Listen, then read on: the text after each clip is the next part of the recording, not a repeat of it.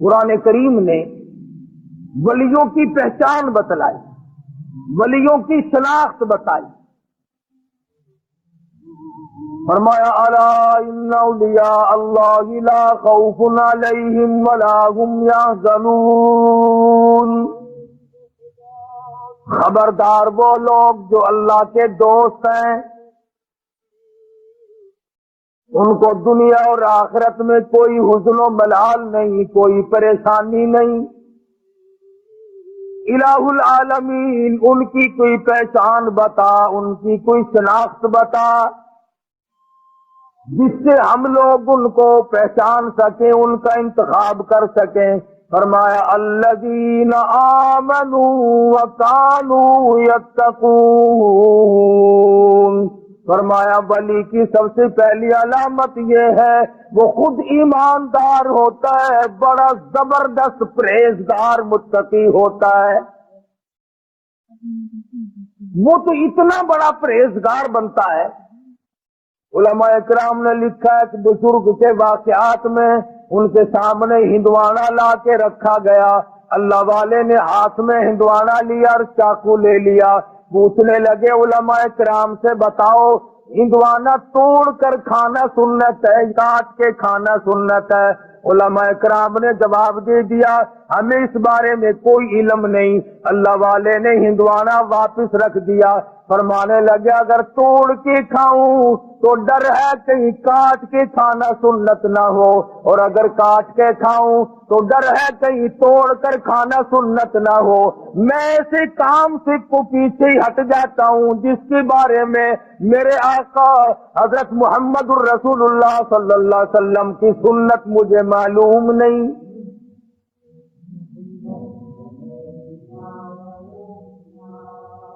یہ جتنے بھی ولی گزرے ہیں، انہوں نے، میں قسمیہ کہتا ہوں، ایک نے بھی سنت کا ترک نہیں کیا. رات ہو، دن ہو، صبح ہو، شام ہو، یہ لوگ سنت پہ عمل کرتے تھے. اور سنت پہ عمل کیے بغیر ولایت ہو بھی نہیں سکتی. کیوں؟ سرکار مدینہ صلی اللہ علیہ وسلم کی جوتیوں کے صدقے میں تو ولایت ملتی ہے. وہ لوگ تو مدینے کی راہ لیتے ہیں اور اپنے آپ کو مدینے کی شریعت کے سامنے قربان کر دیتے ہیں. امیر ہوں، غریب ہوں، چھوٹے ہوں، بڑے ہوں، مرد ہو، عورت ہو، کوئی بھی ہو، ساری کی ساری زندگی قرآن و سنت کی روشنی میں معلومات کر کے اس کے مطابق گزارتے ہیں. اتنا پرہیزگار ہوتا ہے ولی مولانا مظفر حسین کاندھلی رحمت اللہ علیہ. دلی جانا چاہتے ہیں، کاندھلے سے اونٹ پہ سوار ہو کر سامان دکھلا دیا، یہ میرا سامان ہے، میں خود سوار ہوں گا. ایک آدمی آ کے کہتا ہے مولانا یہ رکا میرا دلی کاغذ کا پرزہ ایک آدمی کو پہنچانا ہے. مولانا فرمانے لگے بیمانے لگو، اونٹ والا آوے گا، میں اس سے پوچھوں گا جتنا سامان میں نے تجھے اس کو دکھا دیا ہے اور اپنا بتا دیا ہے، اس سے زیادہ وہ ایک کاغذ کے پرزے کا وزن رکھنے کی اجازت دیتا ہے کہ نہیں؟ اگر میں نے اس کی اجازت کے بغیر اپنی جیب میں ایک رکا کاغذ کا رکھ لیا تو بے ایمانی ہوگی.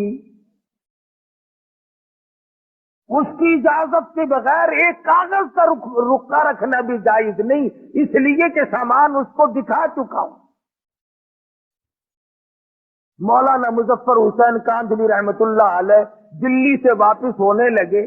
اس زمانے میں بیل گاڑیاں چلا کرتی تھی، تو حضرت بیل گاڑی میں بیٹھ گئے اور دوران گفتگو گاڑی چلانے والے سے معلوم ہوا کہ یہ گاڑی کسی رنڈی کی ہے، ایک کنجری کی ہے جس نے کرائے پہ کی گاڑی رکھی ہوئی ہے اور یہ ملازم ہے اس کا. تو مولانا نیچے اتر گئے، فرمانے لگے بھائی ذرا پیشاب کرنا ہے. اس کے بعد پیدل چل دیے کہ ذرا پاؤں کھولتا ہوں.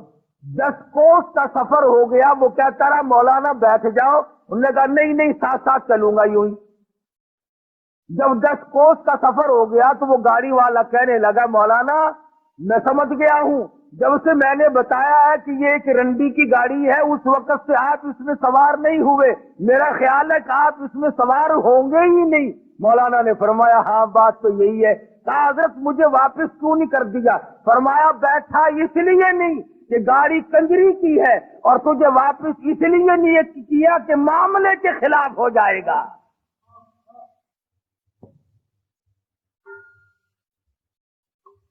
किस कदर तकवा होगा इन लोगों के पास, जो अपनी जिंदगी के एक एक लम्हे में अल्लाह और उसके रसूल की शरीयत मुकद्दसा का लिहाज करते थे।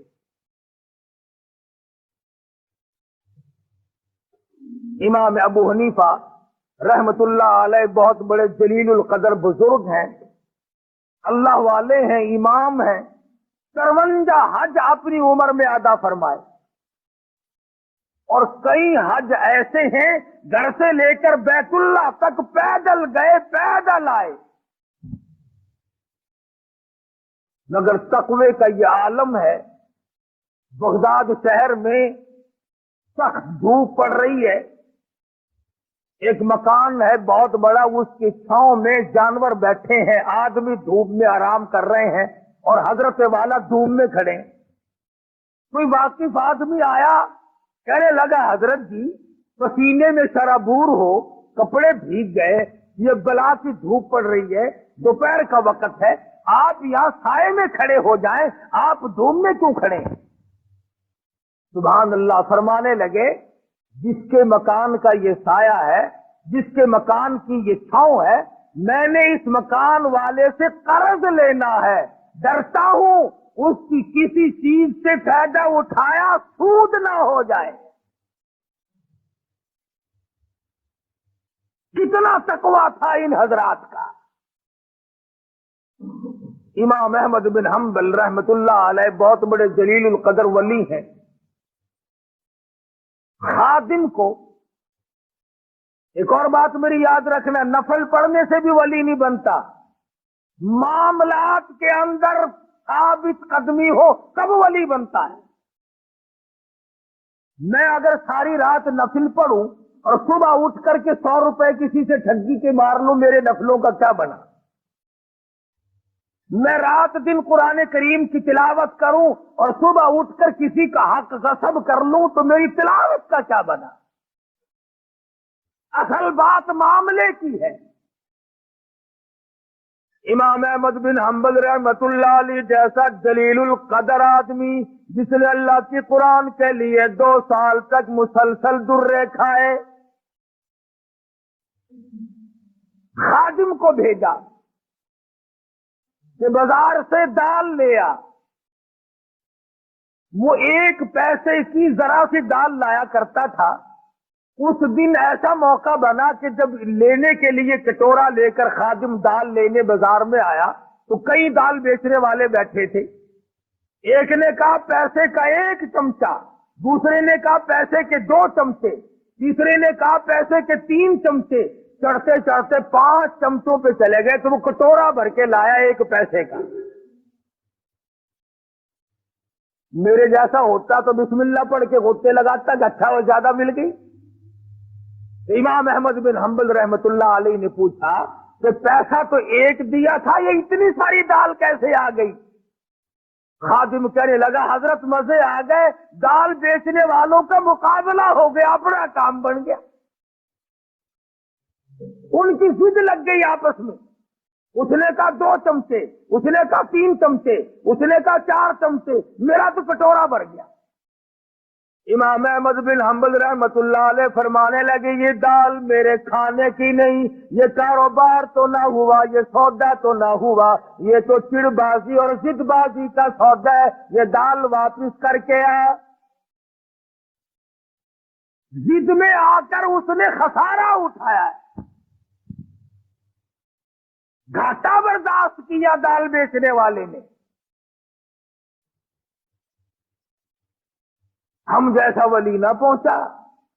وہ دلی میں کسی نے آواز دی کہ آنا روٹی دال مفت، تو یوں ہاتھ کر کے کھڑا ہو گیا، انہوں نے کہا روٹی پلے رکھ، دال ہی پلا دے مجھے تو بس۔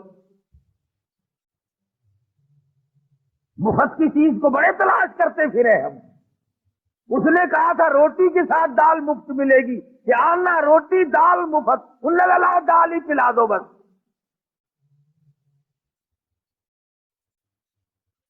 امام نے دال کو واپس کیا تو وہ خادم دال لے کے واپس گیا، کہنے لگا نہیں میرے بزرگ نے یہ دال واپس کر دی۔ وہ آپس کے ضد باز کہنے لگے اگر واپس لے لی تو بازی ہار جاؤ گے۔ دکاندار آپس میں کہنے لگے بازی ہار جاؤ گے، انہوں نے لی نہیں۔ وہ پھر واپس آیا، اب تو چاہیے تھا نا کہ لا یار بیٹھ کے اپنا رگڑا چڑھاؤ، نہیں لی تو نہیں صحیح۔ مگر امام احمد بن حنبل رحمت اللہ علیہ فرمانے لگے مسجد کے دروازے پہ کھڑے ہو جاؤ اور یہ اعلان کرو ایک پیسہ احمد بن حنبل کا لگا۔ دکانداروں کی ضد بازی ہوئی، یہ دال ہے کسی نے لینی ہو تو لے جاؤ۔ علماء کرام نے لکھا ہے 2 دن 2 رات تک آواز لگاتا رہا، کوئی اس دال کے لینے والا نہ ملا۔ کیسے نیک لوگ ہوں گے، کتنا حلال کھاتے ہوں گے، ان کے پیٹ میں کتنے حلال کے لقمے جاتے ہوں گے کہ تھوڑے سے صبح والی چیز کے لینے والا بغداد شہر میں کوئی نہیں ملا۔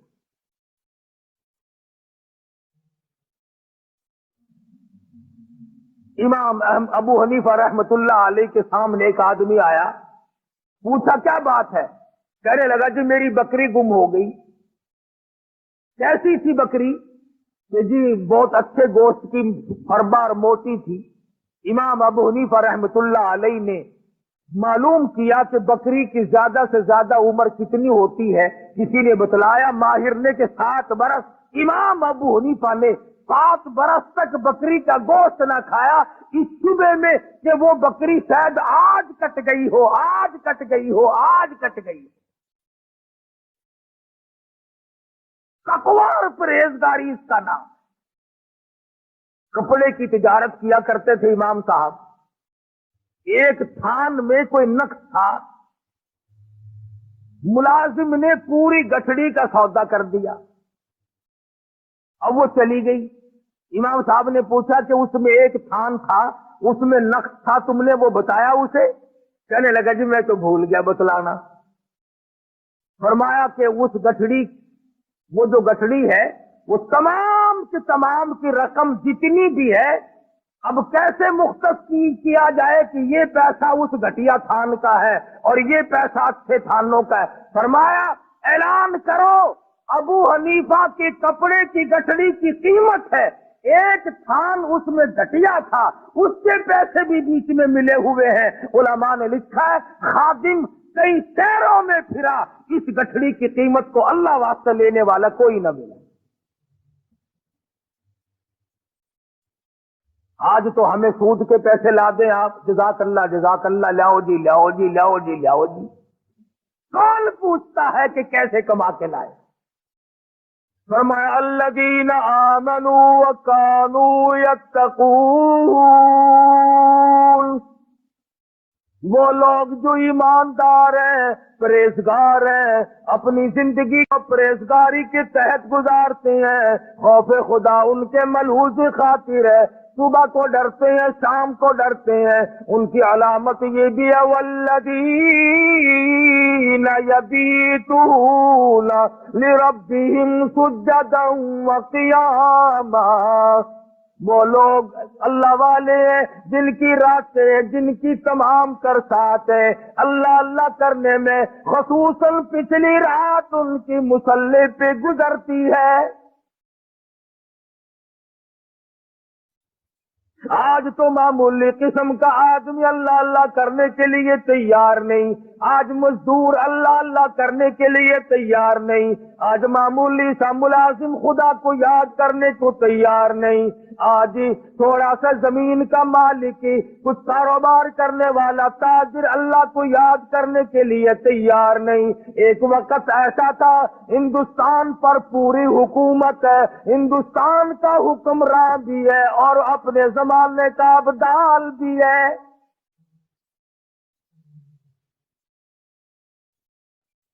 آج تو 2 ٹکے جس کے پلے آ گئے اس سے اس کا غرور ختم نہیں ہوتا، اس کی انانیت ختم نہیں ہوتی۔ اللہ میاں نے تھوڑا سا حسن دے دیا، قبر میں جانے تک اس حسن کا غرور ختم نہیں۔ اللہ میاں نے تھوڑا سا کاروبار دے دیا، اس کاروبار پر اتنا گھمنڈ ہے، فرمایا قل اللہ یحییکم ثم یمیتکم ثم يجمعكم إلى يوم القيامة لا ريب فيه۔ او امیروں او وزیروں او سفیروں او تاجروں او ذمہ داروں او پیروں او بڑے بڑے مولویوں، میرا دربار بڑا مہنگا ہے، جب آؤ گے تو تم قل اللہ یحییکم، میں نے تمہیں زندگی دی، یہ نعمتیں میں نے عطا کی ہیں، ثم یمیتکم، میں تمہیں برباد کر دوں گا، ثم یجمعکم الی یوم القیامت لا ریب فیہ، پھر مجھے اپنی کبریائی کی قسم تم سب کو اپنے پاس کھڑا کر کے ایک ایک سانس کا حساب لوں گا۔